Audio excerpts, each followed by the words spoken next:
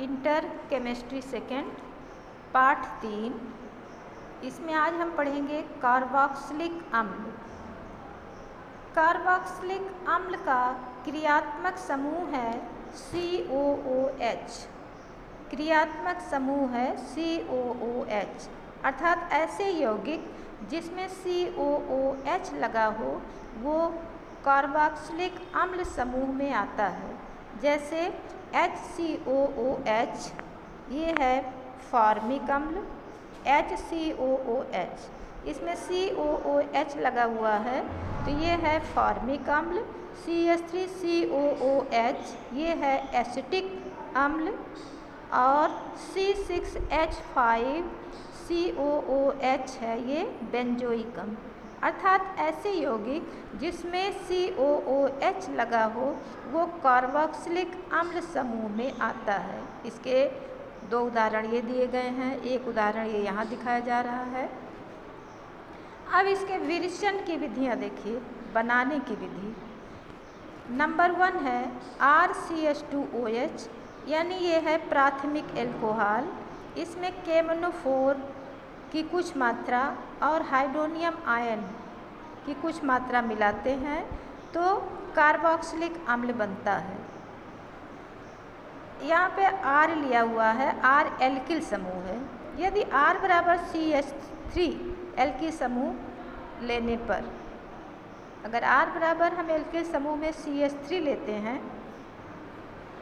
तो ये हो जाएगा, यहाँ पे CH3 लिखेंगे तो ये हो गया CH3CH2OH, अर्थात एथिल एल्कोहल है ये है एथिल एल्कोहल।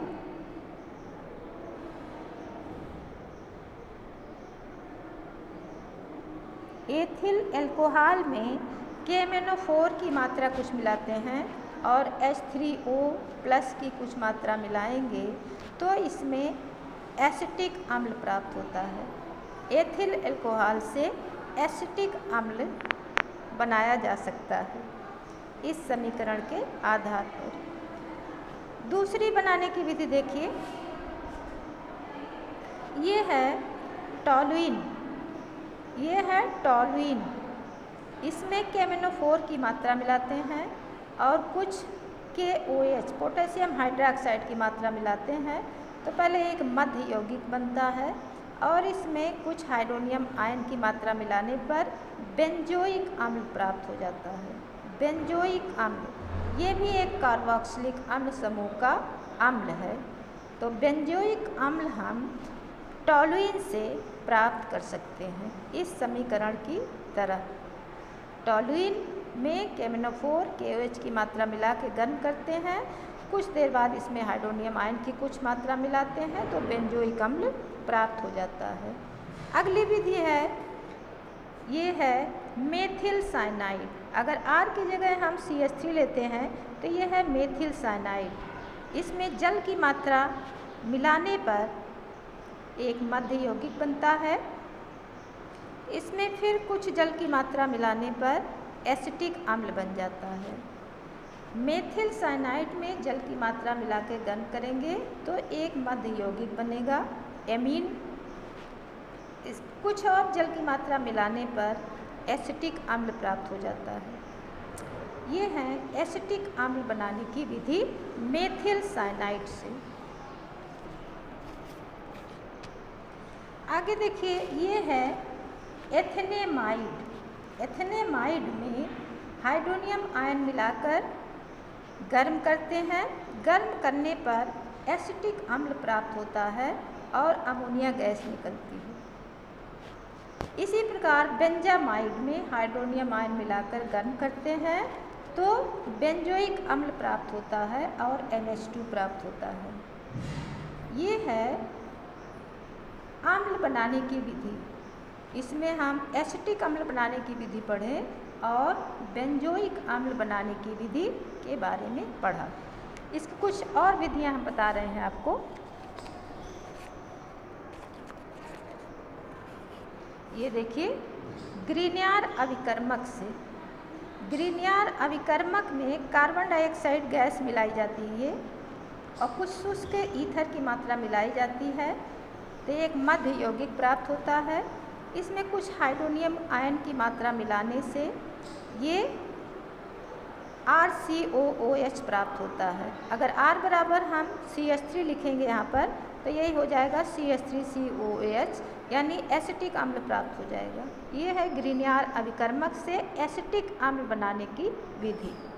इसी प्रकार यहाँ देखिए बेंजोइक एथेनामाइक एनहाइड्राइड, ये है बेंजोइक एथेनामाइड एनहाइड्राइड। इसमें जल की मात्रा मिलाते हैं तो हमें मिल जाता है बेंजोइक अम्ल और एथेनाइक अम्ल या एसिटिक अम्ल। ये बेंजोइक अम्ल और एसिटिक अम्ल या एथेनोइक अम्ल दोनों एक साथ बन जाता है।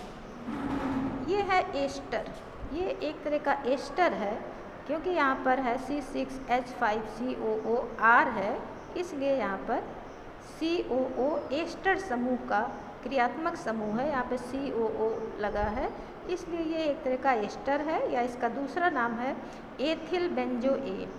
एथिल बेंजोएट में हाइड्रोनियम आयन मिलाते हैं तो बेंजोइक अम्ल प्राप्त होता है और एथिल अल्कोहल प्राप्त हो जाता है। ये भी बेंजोइक अम्ल बनाने की एक विधि है। कैसे बनाते हैं? एथिल बेंजोएट में हाइड्रोनियम आयन मिलाते हैं तो बेंजोइक अम्ल प्राप्त हो जाता है और एथिल अल्कोहल प्राप्त हो जाता है। इस प्रकार आज आपको कार्बोक्सिलिक अम्ल क्या है ये बताया गया, और कार्बोक्सिलिक अम्ल में या कार्बोक्सिलिक समूह के कुछ एसिड बनाने के बारे में बताया गया, जैसे एसिटिक एसिड बनाने की विधि के बारे में बताई गई और बेंजोइक एसिड बनाने की विधियों के बारे में बताया गया। कल इसके कुछ रासायनिक गुण के बारे में बताया जाएगा।